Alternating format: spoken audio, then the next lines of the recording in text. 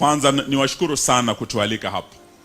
Kawaida huwa tunafanya maombi, tunaombea serikali na wakubwa. Lakini kikao hiki ni cha kipekee. Nishukuru maaskofu na waliopanga mpango huu, tuombee wanabiashara. Na wote tumekuja hapa, tulipata mwaliko kutoka kwa kanisa, tuje tuombe nanyi siku ya leo. Kuna wenzetu walitaka wawe nasi lakini wako mbali, na wametutuma na salamu zao. Akiwemo, na tumekuwa naye jana kule ACK Church, aliyekuwa rais wetu wa 4 wa Jamhuri ya Kenya, Uhuru Muigai Kenyatta. Tumekuwa naye All Saints kwa mazishi ya mamake USHURU. Nikamwambia nitakuwa hapa na Mheshimiwa Kalonzo kuomba na wanabiashara, akanituma na salamu. Mmezipokea?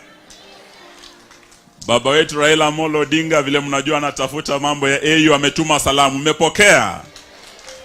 Mama wetu Martha Wangare Karua angekuwa hapa lakini yako mbali kidogo. Bwana Kioni, ndugu yetu wa Iria, Nderitu Mreidi alikuwa gavana wa Laikipia, wote wametuma salamu kwa wanabiashara na kusema ya kwamba tuko pamoja.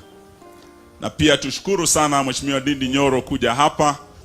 Tushukuru vile vile gavana wetu my brother Sakaja, sababu wanabiashara hawa wanahitaji support ya serikali kuu na serikali ya county. Kweli si kweli? Kwa hivyo siku ya leo naunga ule mpango umewekwa. Na nashukuru sana MCA wa hapa, rafiki yangu sana, ya kwamba tuwe na siku moja kwa mwezi tuwe tunakaa na wanabiashara na kuomba Mwenyezi Mungu. Hii inaweza kuwa forum ambayo tunaweza semezana, na zaidi tusikie kwa wanabiashara wenyewe ni nini kimewafinya, mnataka msaada gani, na tuwe na representation from the national, the county governments, lakini pia upinzani tuwe hapo. Sisi pia ni watu wenu. Bwana Nyoro, iko kitu imefinya hawa wanabiashara, imefinya wakulima na Wakenya wengi, na hiyo ni mambo ya ushuru. Ushuru uko juu, na ukiwa juu mzigo ukiwa kwa wanabiashara, ukiwa kwa wakulima, mapato yao yanakuwa madogo, na hayo yakiwa madogo maisha yanakuwa magumu.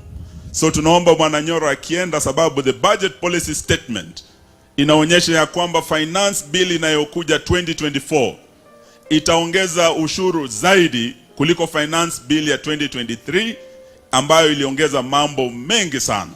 So Bwana Nyoro, ukienda ongea na mkubwa wako ili mulegeze kidogo minyororo ya ushuru, wananchi wapumue. Tuko pamoja, Mungu awabariki.